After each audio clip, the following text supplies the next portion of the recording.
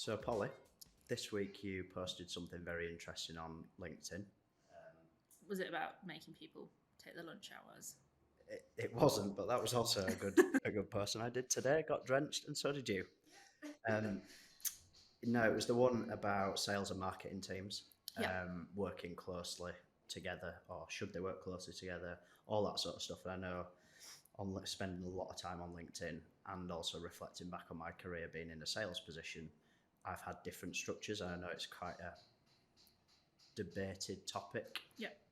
So I think we should talk about it a little bit more, see what we think is right, wrong, if there is such a thing, and what our experiences have been. So, how long have you been in marketing role here at Thorn? Started in July, so what's that coming up to? Is that 7 months? No, more than that, isn't it? 8 months, something. Clearly, I'm not in a mathematical role. Not a year. We'll agree. Not a year, Not near a to year. a year. Is this your first marketing role? Where I'm just doing marketing, yeah. And is this the first role where there's been almost like separation between marketing and sales, and you're just looking after marketing and only marketing? Yeah, so previous role, I've been like an account manager where you obviously kind of do a bit of marketing, but you also like less like internal marketing, more like client side marketing, obviously. Yeah. And sales. So I've kind of been like in your role. So this is the first time that I've been like, I guess I am an internal marketer, aren't I? I guess you are. I guess I am. I just realised. This is just coming to me. So I guess it's the first time that I've been in that position and then working like alongside sales. So like typically the way that I've seen it and the way I've seen it play out, and I bet you've seen the same, is marketing and sales often sit very separate. I mean, it's different in agencies, it's different in different businesses. You know, like if you're selling products and things, you probably work a little bit closer side by side or whatever else, but they're often almost like pitted against each other, aren't they? Yeah. Or like they pit themselves against each other, like you're like, oh, marketing, oh, sales. So true. Yeah, I think, and to be honest, I'm guilty of taking the piss through my LinkedIn posting about that. And to be fair, you then brought it down to a serious level with your post this week, talking a little bit more about how we're structured here, and if I got the correct end of the stick, how it's working well for us. I think the power of sales and marketing working closely, being as integrated as possible, and that can be as surface level as they talk to each other. Yeah. I think it's quite evident when it works here. We've got proof of it. We're working on something at the moment that's been quite exciting, where very early on we've seen the fruits of sales and marketing working closely together to put a bit of a campaign, if we want to call it that, together. And it's generated so far the action that we wanted it to generate. Yeah, and that's sort of what we've been building up to, isn't it? Like, obviously there's the everyday side of marketing. Like, I think what I mentioned in my post was how, if you're out there making sales, how can that not be aligned with what you're saying about your business? So what you're telling potential clients and potential new customers or whatever else, how can you not make sure that that lines up with what is being said on like your business pages or what people land on when they get to your website or whatever else? So we're very good at that. Like, we're very good at taking note of like who you guys are talking to, like what areas we want to be focusing on, where we want to be going, and making sure that things are tailored towards them. And if that is as small as like, you know, just sharing a snippet from a case study, sharing some stats from... Or snacks. We can share snacks. I started saying snapshot and then I started saying stats. Snapshots. From like a successful campaign that links to a conversation that's being had. It's just like an extra layer to what's going on. And likewise, that could lead to, you know, extra people in a certain sector that you want to focus on. I've never understood how people do manage to do both of those roles without talking it through and without making them line up. But we see it all the time. Yeah, I've lived and experienced it. My first job out of uni, which I know I've talked about on previous episodes, was a marketing role in-house industrial engineering, real ugly nitty gritty sort of stuff. And I mean, it was old school. I know I've told you about this, so I won't go into it, but simply the layout of the office, right? I was the only person in marketing, so I was managing the website and whatnot. I had my own room because it wasn't your open plan office, or there was a little bit of open plan elsewhere for finance and legal and stuff. But you sure they didn't just put you in a room for another reason? Probably. Graduate, get him in there. He needs a wash. So yeah, the marketer, marketing department, marketing team, whatever you want to call it, in one room, door closed, all that sort of stuff. Yeah. The old school office layout, and then not even next door were the sales team, and it was 3 or 4 guys, can't remember, again behind closed doors, and it was so disjointed that the business didn't even think to. I mean, I was a graduate, so I probably wasn't confident enough to put my hand up and be like and question it. We should be talking to each other. Exactly. Yeah. But now I look back and think, shit, how did that ever operate in any which way that was to the benefit of the business from either a sales or a marketing or both perspective? I think that's what's mad. It's like how can you have these two functional teams, both of which can be worth a certain amount of money to a business, but when you join them up, you will quite quickly see that money, that level go up, and the amount they're worth to you go up, because what you can achieve by actually working together, talking. And sometimes it's just about ideas as well. Like if you're by yourself in a single person marketing team, which I would be if we didn't work so closely together, you can't possibly have all those ideas yourself. Like, who do you bounce stuff off? Where do you go for your brainstorms? Like, who are you consulting on that? Like, that's never going to be the most productive way to use that person. No. Because you need that feedback, and you need it from the people who know what's going on and know what needs to be talked about. You also need to give the other team, person, whatever, the opportunity to say something or help. Or so what I'm thinking here is, you join our pipeline updates, don't you? Yeah. At any point, I could name a company that we're hoping to meet with, or we have a meeting, and you can jump in with an idea. If you weren't aware of that, unless I needed your help, I knew I needed your help with something. So, for example, I know that you've thought of case studies that we can put front and center in front of X company that I'm trying to speak to or I'm about to speak to, and you've thought, right, let's bump, I don't know, whatever industry experience in the form of a case study, top of the list, front and center for them on our website. That wasn't something I came to you and said, can we do this? This was simply because you were in those conversations where we were talking about pipeline, for example. So it works completely the other way. It works in the impromptu way as well. Yeah, massively. Because otherwise what you're going to do, come off the back of that, and you come out of your sales whip and you've gone through all your prospecting clients and you've gone through all the stuff coming up. And then you have to go make a list of what you need to tell marketing at that point and whatever else. And you might have had the odd idea, but all they get is secondhand information at that point. And it's not. It's transactional, that. Yeah. Because your way, you have to go to marketing or the other way around and say, I recognise that I need this from you. But think of all the possibilities where no one recognises anything without the other person saying something and going, oh shit. Oh yeah, that's a thing. Here's an idea. So I think we've nailed it quite. When I say nailed it, obviously I'm not saying that we're the finished article, but we've done a damn good job very early on in having the sales and marketing teams as almost just being. I almost see it as a commercial kind of driven. Yeah, definitely. And I suppose it helps, we've talked about this before, obviously I've come from a sales background, which I suppose does kind of help.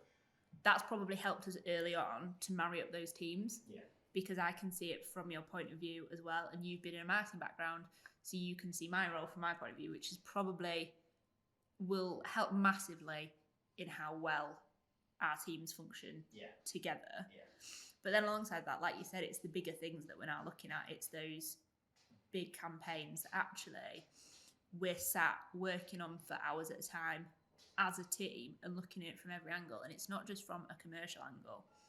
It's from everything. It's from the creative. It's every element of it. And that, I've never really seen that happen between those two departments in that, unless it's an outright pitch that's a response to a brief. Then obviously you see that. But I've never seen it just in off the cuff. No. Because we've had a good idea that we think is going to work well for both our departments and for the business.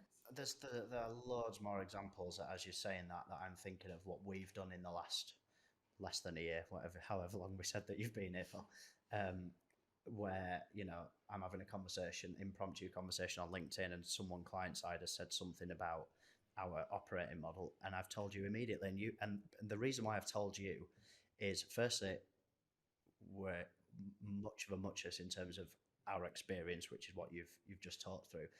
Secondly, I do wonder if it's to the benefit from a messaging perspective, a marketing perspective, for you to hear this kind of feedback that we're getting in the real world. Well, yeah, because that's what I also find mad. It's like marketers aren't necessarily talking to clients. No, not always. No. Like I talk to some of our clients, and we're doing that thing more and more where we're making the effort to go out and speak to them, and because I want to know what they think. I want to know what they think of the business, because that's really important. I never understood anybody that thinks you don't need to do that, but that's a whole different topic. But then, so how can you're talking to the people that are seeing us and understanding, and they're people that are seeing us often. They might have only seen our website. They might have only seen something on LinkedIn. They're only seen like short snippets. They don't know our business inside out like a client would. It's really important to hear what they think of us. Yeah. And if marketing aren't always in the position to be having those conversations, but sales are having them on a daily basis, how the hell can you ignore that?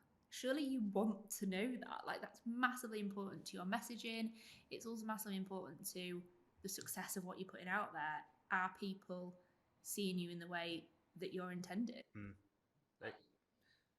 It's bonkers to think that, and there are still, and I think we said it quite early on in this conversation, we're obviously in the marketing industry, so you'd expect integration. I can say firsthand, previous places, there's been shit hot marketing team and a good shit hot, whatever you want to call it, sales team, but there's no meat in the middle. Apart from, fair dues, we do this as well, a whip meeting, a weekly whip meeting where everyone's there from both sides. But beyond that, it was almost like a tick box exercise. Like, yeah, we've seen them. Yeah, but what's the like follow up with that? What does that actually translate to? And genuinely, I think a lot of it can be helped by communicating. Oh yeah, massively, yeah. Sitting closer obviously helps facilitate that. Yeah.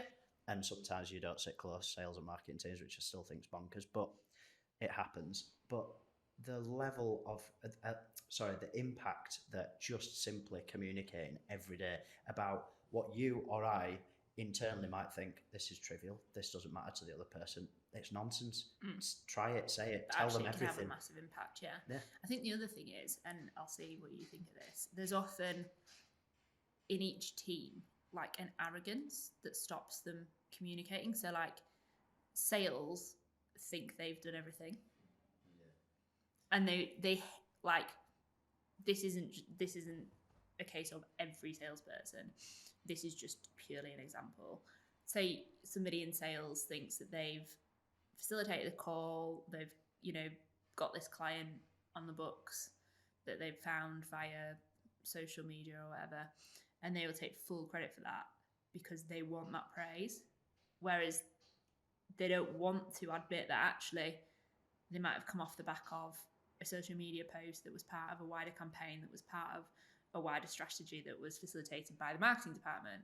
And same thing, like if like marketing get a direct lead into them, they don't always want to acknowledge that actually that might have come off the back of a sales conversation that happened with somebody else that could be a mate of someone. Yeah.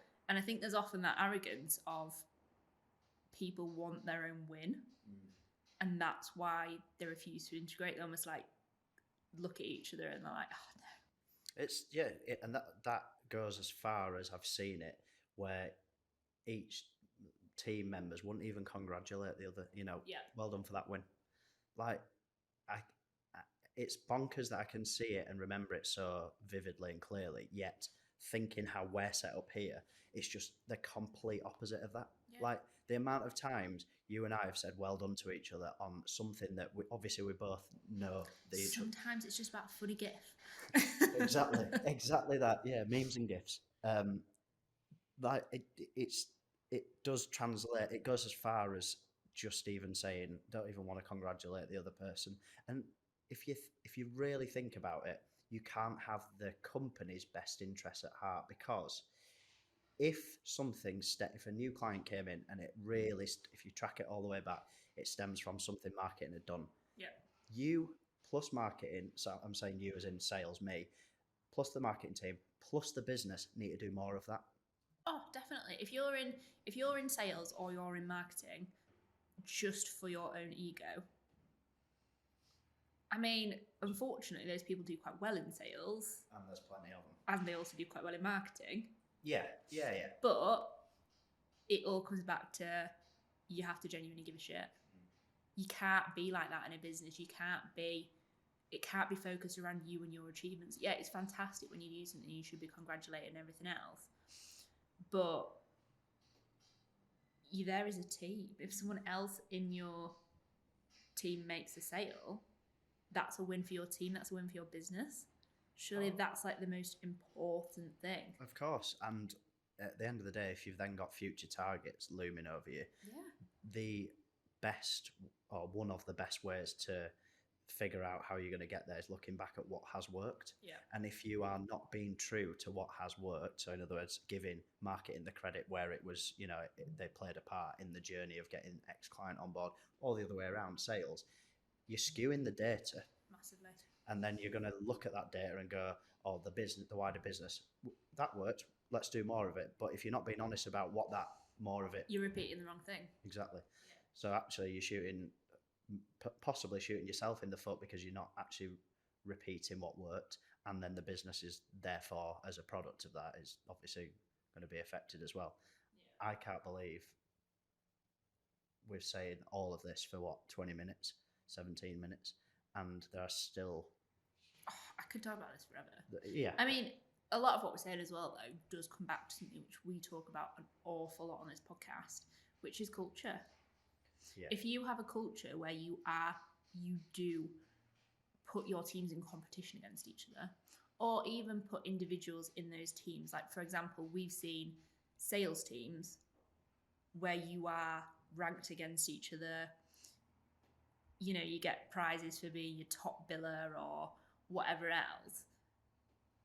That is never gonna give you the integration between teams that will lead to success. No, it's and that's culture. It drives the wrong values at a personal level, and then that obviously feeds its way back up into the wider culture of the team and then the business. And everyone knows that new business is really the heart, what is needed for a business. Like the commercial department is incredibly important, and it's mind-blowing to know and think of a sincere lack of integration between marketing and sales teams that exists as we speak in many businesses. Hopefully listeners that will be wanting to get in touch with that, how do you do it? But it's really not that hard though, is it? No. We're blowing this, we're almost saying that we're one end of the spectrum versus the other. We're not. We're not doing anything extraordinary. We're not doing anything, that's like has some amazing formula that makes this work. It's as simple as have a conversation, talk through what you're doing, involve everybody in the team in what's going on, and that's it. I think we should probably talk about something else that taps into this on on a future episode. But if you think about remove the fact that me and you are officially in sales and marketing in different teams. Think of the activity that you and I do, for example, on LinkedIn. We're building our own networks. Think of the value that you would have in your network for me in my role and the other way around. Yep. Forget that we're sales and marketing, just two people with different networks that we're building. Integration, like it, just talk to each other. Say that you know, look at this person who's commented on my post, Dan, and me the other way around. Yeah, I had a really good conversation with this person. I think you'd really get on really well with them. Yeah. Like, that's massively important. How can you not? I mean, we're all taught to share contacts in terms of like a sales contact, but actually, it's not about that. No, it's really not. Think about that approach that we did for last week's webinar. Generating interest for the webinar. Yep. All mucking in. Yep. Then the webinar itself, spotting people asking questions, following up after the webinar with them on a one-to-one basis. Like it's not sales and marketing really, if you think about it. They're terms that we're all used to in business. It's just being human and being decent people. Like, what's the point in putting on a webinar that you've put loads of work into, loads of effort into, to then just ignore anything afterwards? It's actually, you want to talk to the people, find out why they came. Yeah. Like, that's massively important to anything you do. Like, yeah, and it shouldn't be that. It doesn't have to be the responsibility of sales or marketing to do that. It's just one team effectively striving for the same goals. And that's it, all doing like a little bit of something that makes everything so much easier. And then, you know, every little bit's also got the right care and attention given to it, then it being like one team's responsibility to do absolutely everything. But again, that's just a bit of decent teamwork there. I think a future episode should be about like personal branding, if we want to call it that, but the network building and the benefit of network building outside of your day-to-day tasks, because I think we're investing in that. So we've got stuff to evidence and talk about. And I know that a lot more companies are looking at that. Seeing the importance of it. Yeah. And seeing the actual value of it. Let's do it. Yeah.